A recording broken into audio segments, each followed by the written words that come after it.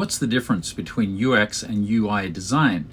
You might see job openings posted with titles like UX designer or UI designer and have wondered about the difference. It's not unusual to see job titles which include both acronyms now too. In other words, a company may be looking for someone who is both a UX and a UI designer. The simplest way to describe the difference between UX and UI is often with a list of characteristics, and you'll often see it explained with a diagram like this. In other words, when we're designing for UX, it's said, we're concerned with the sort of black and white bones of a website or application, the interaction design, the information architecture, wireframes, prototypes, sitemaps, as well as user research and usability testing, and so on. UI, it said, pertains mainly to the visual design of an interface itself, often the screen, so that would include visual design, colors, fonts or typography, images and graphics and how they're laid out, maybe icons and logos as well. You might also see a diagram like this, which depicts the UI as what you see and the UX as everything beneath that supporting the UI.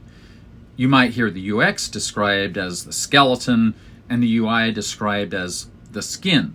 Those are all helpful ways of looking at distinguishing between UX and UI, but I'd like to introduce another way of looking at them which should help clarify things as well.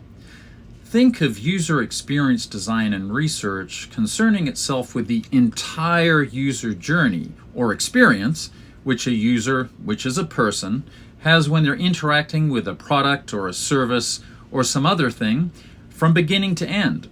It means looking at that journey and any obstacles along the way in order to determine and design for the ideal experience for them. That certainly may include the user interface, but it's not limited to it. UI design, on the other hand, is concerned solely with the appearance of the user interface, period. So all of those things we mentioned above, colors, fonts, images, icons, layout, etc., apply. And they're tremendously important, but they apply to a user interface or a screen of some sort alone. If you're considering studying or looking for a job as a UX or UI designer, that may prove helpful in helping you determine which of the roles you're more interested in or which you believe your talents align better with.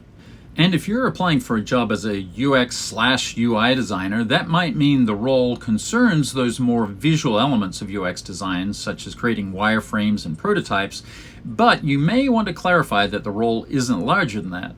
Another thing to note then is that UX design can cover quite a few areas. You could even focus on just one of those. You might want to be an interaction designer or just focus on user research or information architecture, for example.